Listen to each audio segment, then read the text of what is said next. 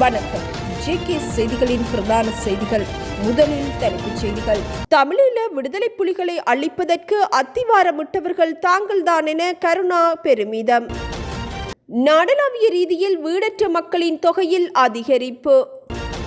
நிதி நெருக்கடி காரணமாக 6 மாத குழந்தையை கொலை செய்துவிட்டு இளம் தாயொருவர் தவறான முடிவு. இலங்கையின் அகலாங்குகளுக்கு நேராக சூரியன் உச்சம். அரச நிதியை பெற்றுக்கொண்டு யாழ் பல்கலைக்கழகத்தைச் சேர்ந்த 101 பேர் நாட்டை விட்டு வெளியேறியுள்ளதாக அறிவிப்பு. அமெரிக்க அறிவிப்பினால் கொழும்பு பங்குச்சந்தையில் 3 நாட்களில் மாத்திரம் 43,500 கோடி ரூபாய் இழப்பு. யாழ் பல்கலைக்கழக துணைவேந்தரின் தன்னிச்சையான முடிவு குறித்து அதிருப்தி. சீனாவின் பொருட்களுக்கு 104% வரி அறவிடப்படும் என அமெரிக்க ஜனாதிபதி எச்சரிக்கை.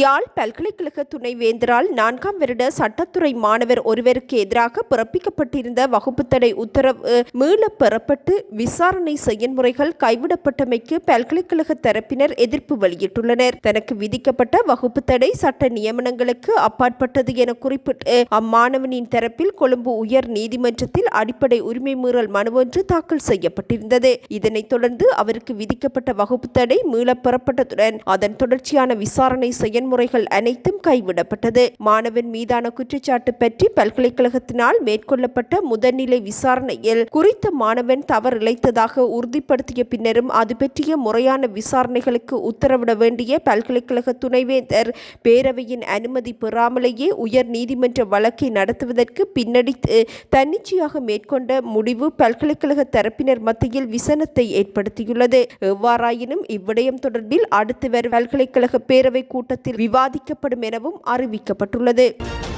அமெரிக்க ஜனாதிபதி டொனால்ட் ட்ரம்ப் கடந்த ஏப்ரல் மாதம் 2ஆம் தேதி அறிமுகப்படுத்திய புதிய இறக்குமதி வரி கொள்கைகள் தற்போது உலகளாவிய ரீதியில் பொருளாதார நெருக்கடியை உருவாக்கும் அளவிற்கு பாதிப்பை ஏற்படுத்தியுள்ளது. இதன் காரணமாக உலகம் முழுவதும் பல பங்குச் சந்தைகள் பெரும் சரிவை சந்தித்துள்ள நிலையில் ஆசியாவில் குறிப்பாக இலங்கையிலும் பங்குச்சந்தை கடுமையாக வீழ்ச்சியடைந்துள்ளது. இதன்படி கடந்த 3 நாட்களாக கொழும்பு பங்குச்சந்தை பாரிய சரிவை சந்தித்துள்ளதாக அறிவிக்கப்பட்டுள்ளது.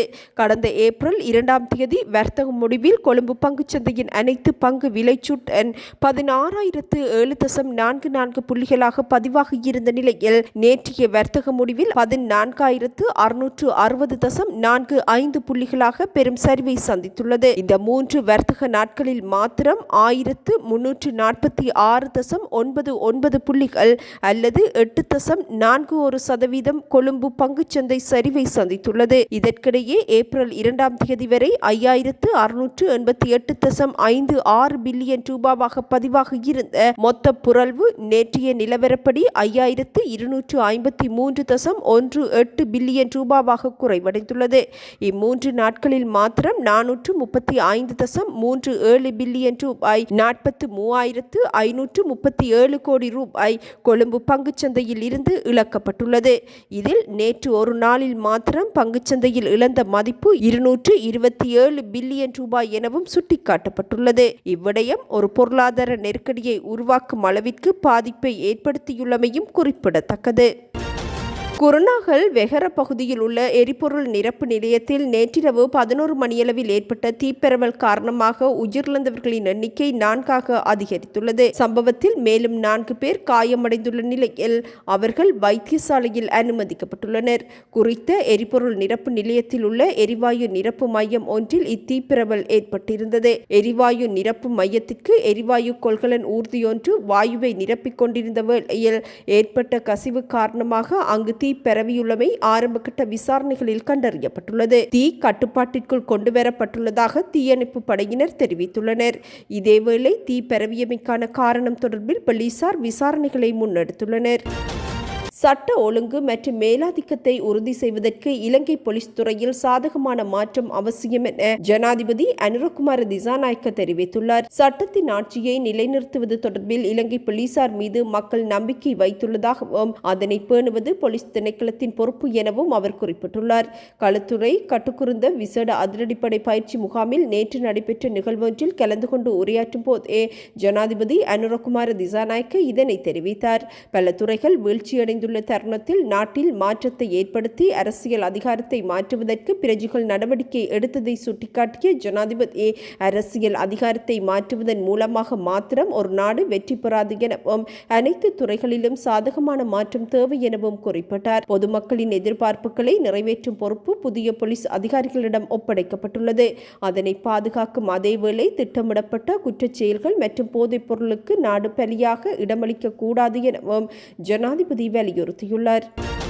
புலமைப்பரிசில் திட்டங்களுக்காக வெளிநாடு சென்ற யாழ் பல்கலைக்கழகத்தின் 80 கல்விசார் ஊழியர்களும் 21 கல்விசாரா ஊழியர்களும் ஏறத்தாழ 170 மில்லியன் ரூபாய் மதிப்புள்ள பத்திரங்களை செலுத்த தவறியுள்ளதாக தேசிய கணக்காய்வு அலுவலகம் வெளியிட்டுள்ள அறிக்கையில் தெரிவிக்கப்பட்டுள்ளது. இக்கல்வி மற்றும் கல்விசாரா குழு உதவித்தொகை திட்டங்களை பூர்த்தி செய்து அறிக்கை அளிக்கவில்லை எனவும் அவ்வறிக்கையில் குறிப்பிடப்பட்டுள்ளது.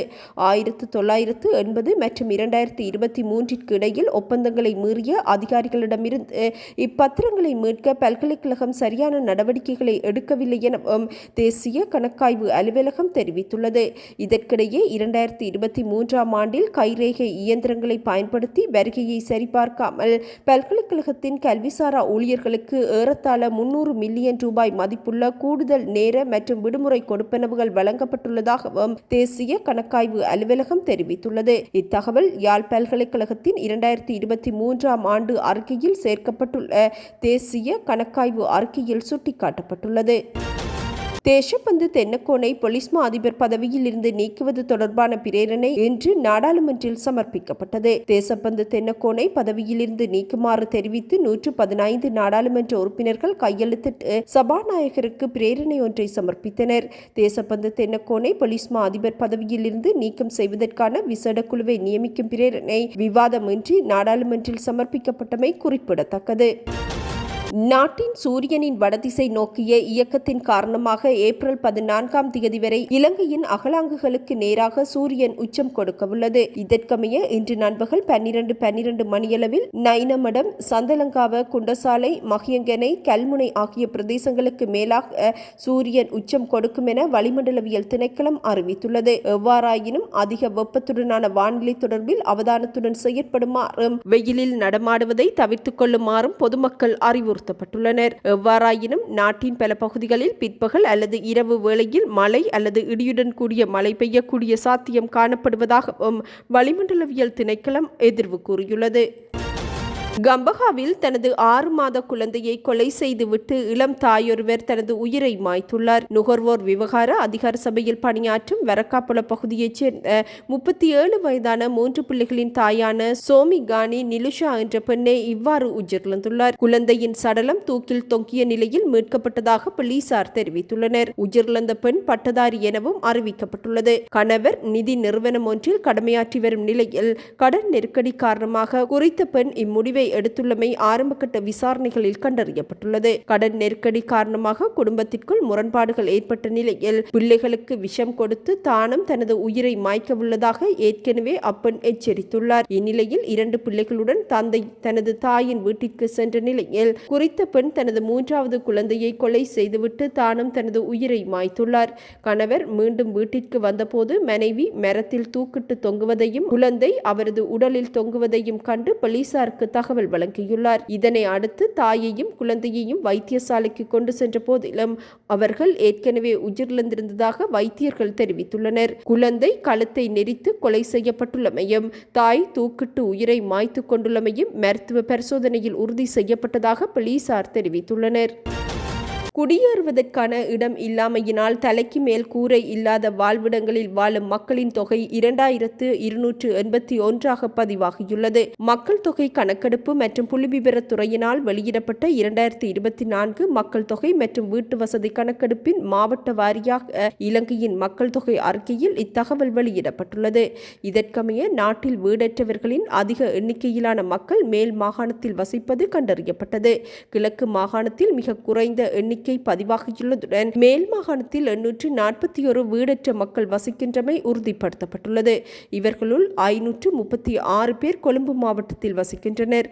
கிழக்கு மாகாணத்தில் வசிக்கும் வீடற்றவர்களின் எண்ணிக்கை 73 கணக்கிடப்பட்டுள்ளது. வடக்கு மாகாணத்தின் கிளிநொச்சி மாவட்டத்தில் வீடற்றவர்கள் எவரும் இல்லை என்று மக்கள் தொகை கணக்கெடுப்பு மற்றும் புள்ளிவிவரத்துறை தனது அறிக்கையில் தெரிவித்துள்ளது. தமிழீழ விடுதலை புலிகளின் தலைவரது உடலை உறுதிப்படுத்த முன்னாள் ஜனாதிபதி மஹிந்த ராஜபக்ச தன்னையே அனுப்பினார் என முன்னாள் நாடாளுமன்ற உறுப்பினர் கருணா எனப்படும் விநாயகமூர்த்தி முரளிதரன் தெரிவித்துள்ளார். தனியார் ஊடகம் ஒன்றிற்கு வழங்கிய விசேட செவ்வியிலேயே அவர் இவ்வாறு குறிப்பிட்டார். தமிழீழ விடுதலை புலிகளின் தலைவரது உடலை நான் தான் அடையாளம் கண்டேன். அதன் பிறகு அவரது உடலுக்கு என்ன நடந்தது என்பதும் எனக்கு தெரியாது. இராணுவ கட்டுப்பாடுகளை உடைத்து தமிழீழ விடுதலை புலிகளின் தலைவரது உடல் தொடர்பில் ஆராய்வதற்கான வாய்ப்புகள் எங்களுக்கு இருக்கவில்லை. அப்போது இராணுவத்தினரின் கட்டுப்பாடுகள் மிகவும் அதிகமாக காணப்பட்டது. இதனால் விடுதலை புலிகளின் தலைவரின் உடல் எங்கு உள்ளது என்பது உண்மையில் எனக்கு தெரியாது. ஆயுத கலாச்சாரத்தை ஒழித்து இன்று மக்கள் நிம்மதியாக வாழும் நிலை வடக்கு கிழக்கு மாகாணங்களில் உள்ளது. இதற்கு அத்திவாரம் இட்டவர்கள் நாங்கள்தான். இந்த தாற்பயத்தை தற்போதைய அரசாங்கம் புரிந்து கொள்ள வேண்டும் என கருணா அம்மான் என அழைக்கப்படும் முன்னாள் நாடாளுமன்ற உறுப்பினர் விநாயகமூர்த்தி முரளிதரன் தெரிவித்துள்ளார். அமெரிக்க பொருட்களுக்கு சீனாவினால் விதிக்கப்பட்ட வரி நீக்கப்படாத பட்சத்தில் சீனாவில் இருந்து இறக்குமதி செய்யப்படும் பொருட்களுக்கு மேலதிகமாக 50% வரி விதிக்கப்படும் என அமெரிக்க ஜனாதிபதி டொனால்ட் ட்ரம்ப் எச்சரிக்கை விடுத்துள்ளார். வெள்ளை மாளிகையில் நேற்று ஊடகங்களுக்கு கருத்துரைக்கும் போதே அமெரிக்க ஜனாதிபதி இதனை குறிப்பிட்டார். ஏனைய நாடுகளுடன் பேச்சுவார்த்தை நடத்தி புதிய வரிகளை நீக்குவது குறித்து தாம் பரிசீலிக்கவில்லை எனவும் அவர் குறிப்பிட்டுள்ளார். புதிய வரி விதிப்பிற்கு பின்னர் பல்வேறு நாடுகள் பேச்சுவார்த்தைகளை நடத்துவதற்கு முன்வந்துள்ள நிலையில் சீனா அமெரிக்க பொருட்களுக்கு விதித்த வரியை நீக்காவிட்டால் சீன பொருட்களுக்கு மேலதிக வரி விதிக்கப்படும் எனவும் அமெரிக்க ஜனாதிபதி தெரிவித்துள்ளார். அமெரிக்காவிற்கு இறக்குமதி செய்யப்படும் பொருட்களுக்கு அந்நாட்டு ஜனாதிபதி டொனால்ட் ட்ரம்ப் கடந்த 5ஆம் தேதி முதல் அமலாகும் வகையில் 10% அடிப்படை வரியை விதித்தார். அத்துடன் 50க்கும் மேற்பட்ட நாடுகளில் இருந்து இறக்குமதி செய்யப்படும் பொருட்களுக்கு 40%க்கும் அதிகமான வரி விதிக்கப்பட்டது. முன்னதாக சீனாவில் இருந்து இறக்குமதி செய்யப்படும் பொருட்களுக்கு 20% வரியை விதிப்பதற்கு அமெரிக்க ஜனாதிபதி நடவடிக்கை எடுத்திருந்த நிலையில் நாளை முதல் அமலாகும் வகையில் குறித்த வரி விதிப்பானது 34% அதிகரிக்கும் என அறிவிக்கப்பட்டுள்ளது. எவ்வாறாயினும் இவ்விடயத்திற்கு பதிலளிக்கும் வகையில் சீனா அமெரிக்காவில் இருந்து இறக்குமதி செய்யப்படும் பொருட்களுக்கு 34% வரியை விதித்தது. இதனிடையே இதற்கு பதிலளிக்கும் வகையில் சீனாவும் அமெரிக்காவில் இருந்து இறக்குமதி செய்யப்படும் பொருட்களுக்கு 34% வரியை விதித்தது. இதனிடையே சீனா வரியை குறைக்காவிட் ஏன் அமெரிக்க ஜனாதிபதி மேலும் சீனாவின் பொருட்களுக்கான வரியை அதிகரித்தால் சீனாவில் இருந்து அமெரிக்காவிற்கு இறக்குமதி செய்யப்படும் பொருட்களுக்கு மொத்தமாக 104% வரி அறவிடப்படும் எனவும் சர்வதேச ஊடகங்கள் செய்தி வெளியிட்டுள்ளன. இந்தோனேஷியாவின் வடக்கு சுமாத்ராவில் நிலநடுக்கம் பதிவாகியுள்ளது. 5.7 ரிக்டர் அளவில் இந்நிலநடுக்கம் பதிவானதாக அறிவிக்கப்பட்டுள்ளது. வடக்கு சுமத்ராவில் பூமிக்கு அடியில் 37 கிலோமீட்டர் ஆழத்தில் நிலநடுக்கம் உணரப்பட்டுள்ளது. இந்த நிலநடுக்கம் 5.7 ரிக்டர் என்ற மிதமான சக்தி வாய்ந்த நிலநடுக்கமாக கருதப்பட்டாலும் அடர்ந்த மக்கள் தொகை பகுதிகளில் இது சிறிய சேதங்களை ஏற்படுத்தி இருக்கலாம் என சர்வதேச ஊடகங்கள் செய்தி வெளியிட்டுள்ளன. எவ்வாறாயினும் நிலநடுக்கம் காரணமாக சுனாமி எச்சரிக்கை விடுக்கப்படவில்லை. இந்தியன் பிரீமியர் லீக் கிரிக்கெட் தொடரில் மும்பை இந்தியன்ஸ் அணிக்கு எதிராக நேற்று நடைபெற்ற போட்டியில் ராயல் சேலஞ்சர்ஸ் பெங்களூரு அணி 12 ஓட்டங்களால் வெற்றி பெற்றுள்ளது. நாணய சுழற்சியில் வெற்றி பெற்ற மும்பை இந்தியன்ஸ் அணி களத்தடுப்பை தேர்வு செய்தது. இதன்படி முதலில் துடுப்படுத்த ஆடிய ராயல் சேலஞ்சர்ஸ் பெங்களூரு அணி நிர்ணயிக்கப்பட்ட 20 ஓவர்கள் நிறைவில் 5 விக்கெட்டுகளை இழந்து 221 ஓட்டங்களை பெற்றது. துடுப்பாட்டத்தில் ராயல் சேலஞ்சர்ஸ் பெங்களூரு அணி சார்பில் விராட் கோலி 67 ஓட்டங்களையும் ரஜத் படிதார் 64 ஓட்டங்களையும் அதிகபட்ச பெற்றுக் கொடுத்தனர். தொடர்ந்து 222 ஓட்டங்கள் என்ற வெற்றி இலக்கை நோக்கி பதிலுக்கு துடுப்படுத்தாடிய மும்பை இந்தியன்ஸ் அணி நிர்ணயிக்கப்பட்ட 20 ஓவர்கள் நிறைவில் 9 விக்கெட்டுகளை இழந்து 209 ஓட்டங்களை மாத்திரம் பெற்று தோல்வியடைந்தது. 2025 உள்ளூர் கிரிக்கெட் தொடருக்காக இலங்கை கிரிக்கெட் சபை முதல் தர கிரிக்கெட் வீரர்கள் 45 பேருக்கு ஆண்டு ஒப்பந்தங்களை வழங்கியுள்ளது. நாட்டின் திறமையான வீரர்களை வலுப்படுத்தும் தொடர்ச்சியான திட்டத்தின் ஒரு பகுதியாக இம்முயற்சி மேற்கொள்ளப்பட்டுள்ளது. இலங்கை கிரிக்கெட் தேர்வுக்குழுவினால் மேற்கொள்ளப்பட்ட தேர்வுகளின் அடிப்படையில் ஒப்பந்தம் பெற்ற வீரர்கள் A, B, C மற்றும் D என 4 பிரிவுகளாக வகைப்படுத்தப்பட்டுள்ளனர். இந்த ஒப்பந்தங்கள் மூலம் இலங்கை கிரிக்கெட் சபை உள்ளூர் வீரர்களின் திறன்களை மேம்படுத்த எதிர்காலத்தில் சர்வதேச அரங்கில் சிறப்பாக செயற்படக்கூடிய வீரர்களை உருவாக்குவதை இலக்காக கொண்டுள்ளது எனவும் அறிவிக்கப்பட்டுள்ளது. இத்துடன் இன்றைய எமது பிரதான செய்திகள் நிறைவடைகின்றன. நமது அடுத்த பிரதான செய்திகளை நாளை எதிர்பாருங்கள். வணக்கம்.